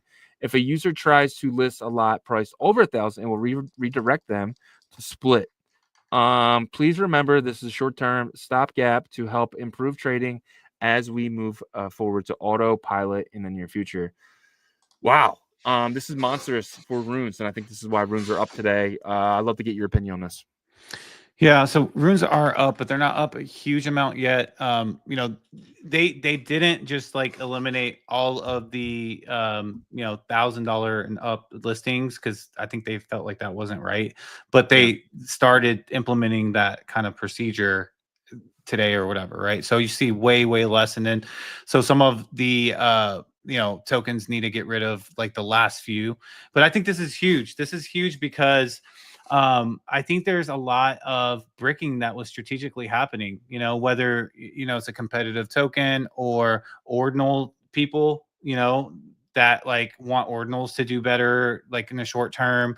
Centralized exchanges might like want to acquire more cheaper. Who knows, right? All we know is that we saw a lot of them, and some of them didn't make sense. And so I think this is going to free up, those crazy, huge, floors that were bricked and couldn't get past. And so this is going to be a better user experience, so kudos to Magic Eden for seeing that, there's a big, huge pain point and it needed to be resolved. Yeah, it did suck when, the token was getting momentum and then bam, a $300,000 order enters the market, right? And then he goes in and he snipes up all the ones that come above it. And then he pulls his liquidity, or pulls his order away. And then it goes up in price, right? And then they sell into that pump up, and that's been continuous in our space. We've seen it with BRC20s as well, right? It's not like we haven't seen this with BRC20, so it's not a rune thing. We saw the bricking. I mean, it stopped tokens like Honk from really selling. 100%. So, that was the first thing I thought of when you said it happened with BRC20s as well. And it happened with BRC20s, and then some people would try it with like another token that had a lot of momentum, and then it would get eaten up really quick, and then they would say, okay, I'm not gonna try it again. But like if there was any like slowed momentum off of a hyped token, you would see a big brick go in there. And I'm just glad that whole thing, and like maybe some people did it because they just wanted to sell off their whole thing and they were lazy and didn't want to break it up. But now you can't do it. So this is a big win in my opinion, because that attributes to part of the, trading experience that's not good. There's already like clunkiness, limitations, but when you throw that on top, it's like, I'm not buying that. I'm not getting past. We can't get past this. We can't get past this. You know what I mean? That's a defeating mentality. And this also helps their swap too. If you think about it now, if you go do swap and you just if there's a bunch of $1,000 orders there, that's going to be easy to do a buy and sell, because like how they work is like limit orders. So it's going to be easy. The max you can go is for a buy order is 1,000. The max you go for a sell order is 1,000. They're going to be easily connecting them. So it's going to be a lot of liquidity now, better market orders for swaps, right? Yeah, I think so too. But like I'm looking at $1 billion cat right now, and there's a one of the older orders that is bricked right now for $5,900, right? And so like that right now is an issue that the community has to get through. It's actually there's multiple, I think. Yeah, there's a 4,800 and then 5,900, but those two right there are stopping the floor price from getting past 20, 27, 28 cents right there. Because if you get past that, then you're pretty much home free. Like, there's no other huge, but those are intentionally set. I mean, look at those. Like that's a $10,000 swing in the middle right there that people are going to have they'll buy around those. You know what I mean? But the floor will still be that floor, and that will indicate the market cap, when truly that's not really the demand. The demand's actually better, but like people can't afford those bricks.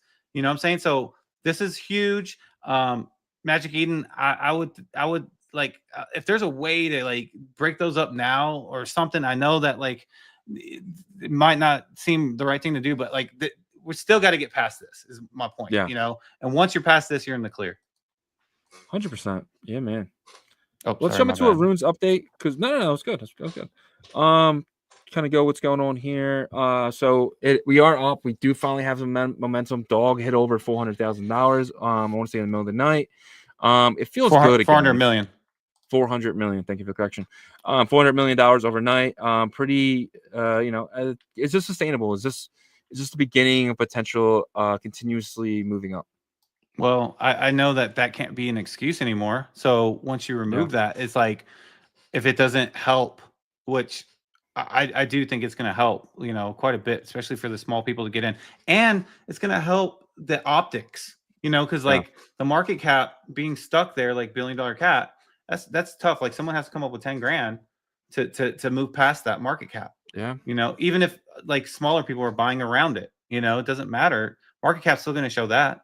So 100%. So that's it's going to help in my opinion in a big way, because it's going to create like the true demand. It's going to reflect the true demand.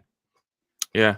What about like morale of the market? What about like the like sentiment of the market? Do you think that comes back? Because I do feel like as we get more and more green, especially on the daily, that I feel like more and more people are paying attention again, who maybe bridge to Solana or bridge to Base or something like that and kind of left the ecosystem. Do you think they're kind of looking back now and saying, I don't want to miss this pump? Yes. I think but this is just the very beginning parts, because I saw Farmer Joe post saying, hey, Magic Eden, I think it's fair to kind of just redo it all. Like, the listings. So he likes this idea, obviously, right, for pups. But like, again, there's still little parts that people got to get through, right? But yes, this is definitely like a positive sentiment. And I think it's going to snowball. We'll see a snowball effect here. Yeah, I 100% agree. I think we finally see some momentum, and we can kind of build from that. So, but we'll see. Do you think we need like more like new tokens? I think the Solana market, they're not really trading dog with hat. They're not trading Popcat. They're not trading these bigger memes right now, and they're not really getting anything. Solana constantly wants new tokens.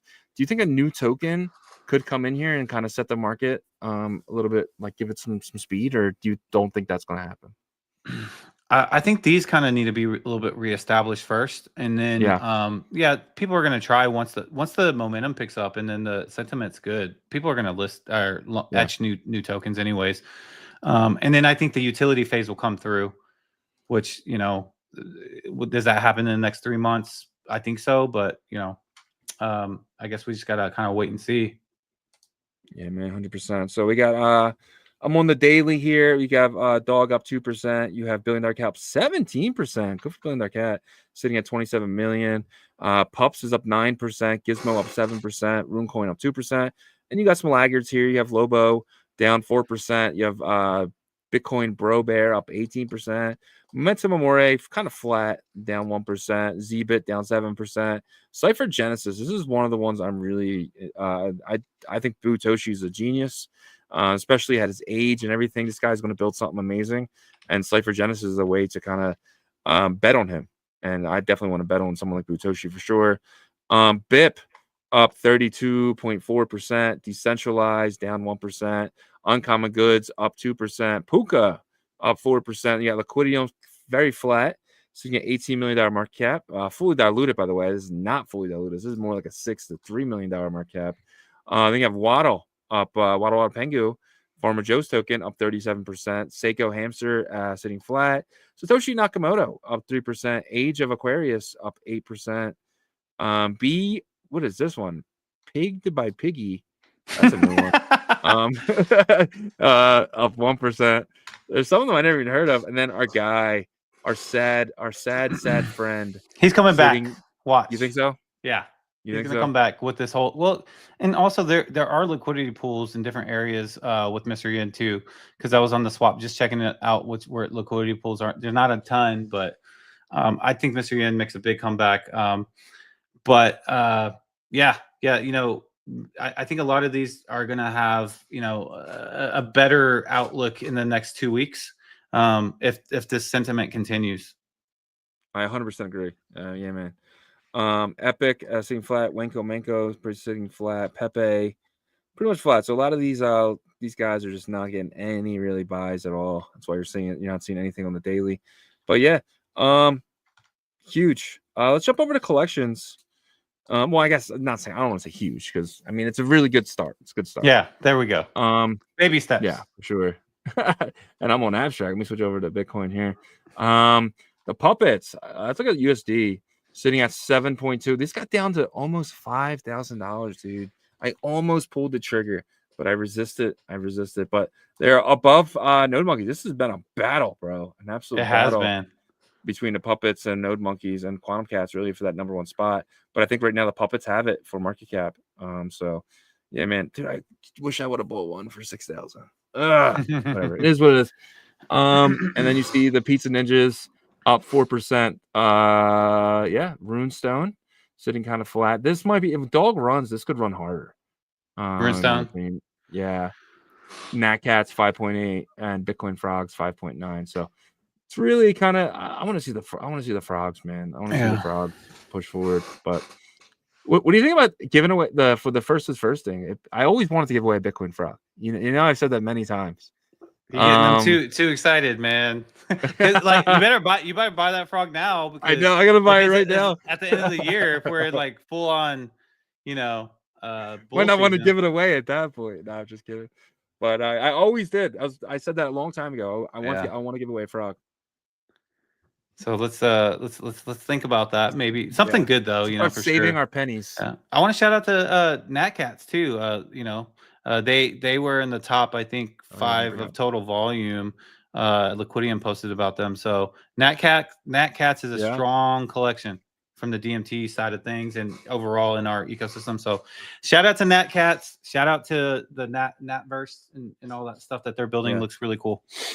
We got to start building our land, man. We have land inside Limitless's his parcels. There's bitmap parcels that it's on the Natverse, right? Natverse. Yep. So definitely gotta check it out. So shout out the Natcats and what do you do with the White Eyes? Would you purchase one of these? Get it to say he was aired because the rumor has it that the same amount of White Eyes will be the same amount. So potentially he might be airdropping the White Eyes to Ordinal Maximus holders. Would you buy it? Would you buy one of these now? upward potential airdrop of a white ice? I'd rather have OMB than definitely Quantum Cat, but Yeah. Pizza. Where are Pizza Ninjas now? 0.064. Natrix. Okay, yeah. PJNZ says Natrix. Natrix. That's what it is. My bad. Yeah, I forgot.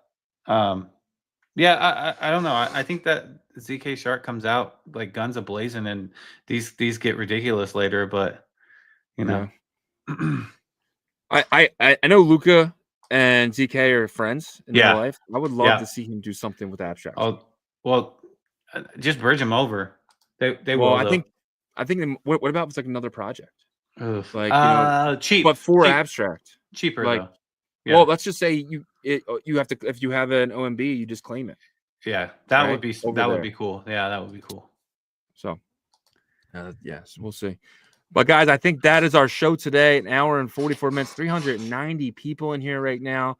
We appreciate every single one of you. There is a few comments I'll get into real quick. Austin Gray says absolutely right here from Yagobi too. I agree. Shizzy's right. Track Proto. Please listen. Track is too cool to lose because of these problems. I agree. Yeah, I think that's it. But send us out. All right. Yeah, we definitely thank all 392 of you guys for watching us. We did put out, I think, a tweet on our Ordinal Revolution X account if you about abstract streaming, because we definitely want to bring and educate Ordinals to their ecosystem. And so, if you could, like that tweet and retweet it and stuff like that, we would greatly appreciate it. We definitely want to jump on their streaming platform to educate. Right, that's what we do, and we hope that you guys learned something today from the show. And if you wouldn't mind checking out our partners, we'd greatly appreciate it. Emblem Vault is going to be the interoperability tool for Bitcoin Layer 1 assets, more specifically Ordinals. You're going to be able to jump your Node Monk, your Puppet to Abstract, to a Merlin Layer 2, to multiple EVM chains to start off with. And then they have their Bitcoin AI wallet agent tool product that's going to be coming very, very soon. They're teaming up with Butoshi for that. So look out for that. And don't forget, they have their Emblem Keys NFT on OpenSea. And that is going to have, I believe, I want to say 20 million of their Emblem Vault runes for their TGE in, I want to say September of this year. And they're going to be on every chain. So everybody's going to know what Emblem Vault is. So that could be a big, acquisition if you decide to go in that direction, not financial advice. But you can learn more about them at emblem.vision. And then BetBTC is the predictions marketplace for the Bitcoin ecosystem. They utilize ICP and Bitcoin technology for you to be able to place bets on their marketplace. All you need is an X1st wallet and some Bitcoin, and it takes 6 blocks, and then you can start placing bets on their marketplace right away. They're going to have the create your own markets very, very soon option, so you're going to be able to create your own betting markets. There you go. For people that take bets, and you will be able to earn up to 1.5% of the total volume. So super excited there. You can learn more at betbtc.win, and they have a point system because they're going to have a future rune as well. So check them out. And then BitPerp is the perps and a leverage dex of the Bitcoin ecosystem. You're going to be able to take longs and shorts on coins like Trump, AI XBT, runes, Doggo to the Moon, all types of crazy stuff. Once they're on mainnet, which should be coming up soon, they're going to announce a big announcement. I know we've been saying that for a while. They're just waiting for the right time, guys. So be patient.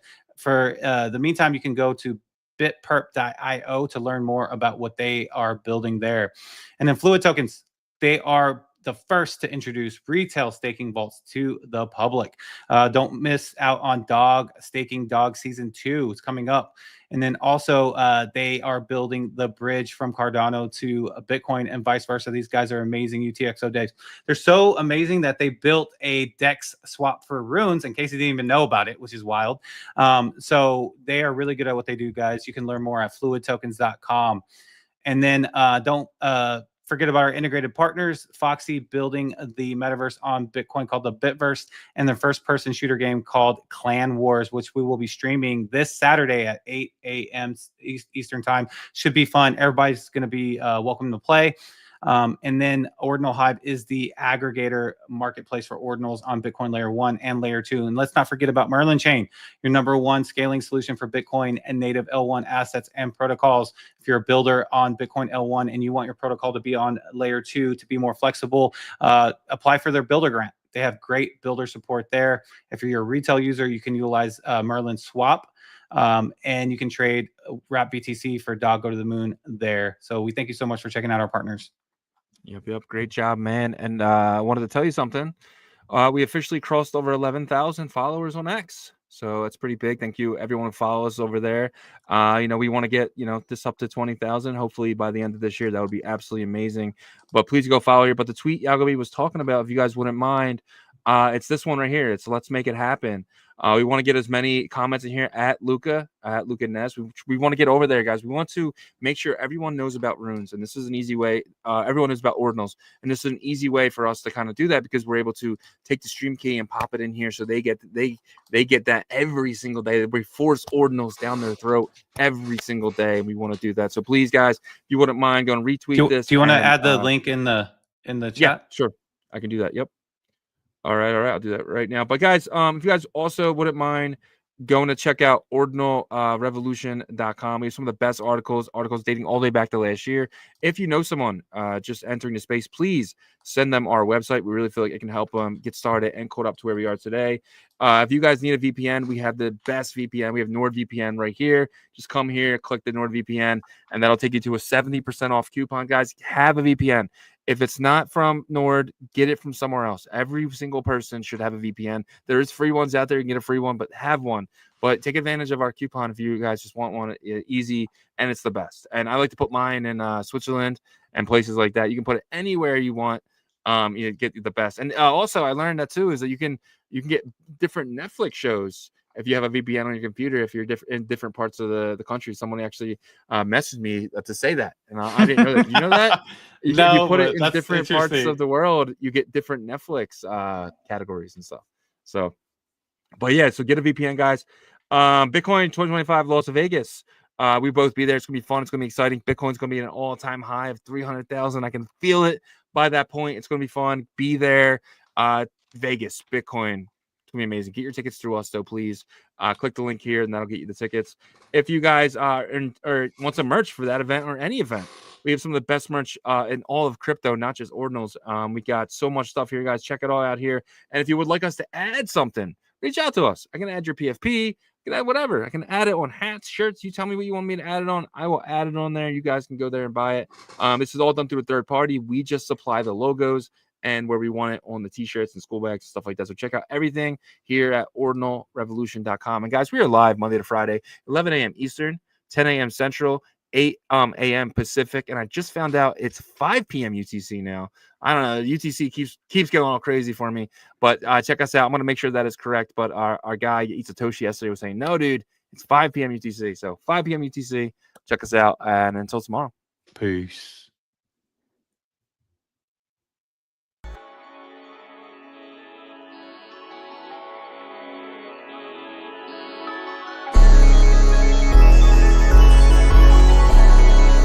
We OG, oh no, G.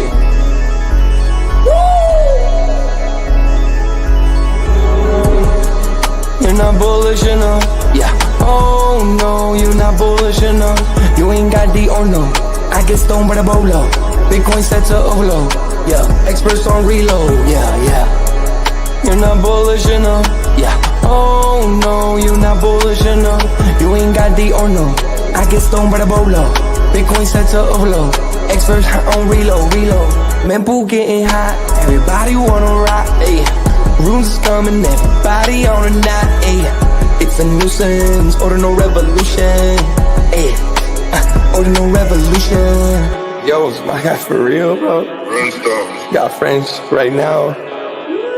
Yo, BRC 420, bro. Yo, that shit on fire, bro. Imagine if he in here. Yeah, lock it in the seal. Murder. I got balls of steel. Nuki on the field. Yeah, this shit for real. With no calls, I get so far. Got 100 phone calls. Bet I go hard, and they gon' love me. Smoke weed, huddle back. I get shiesty. Where my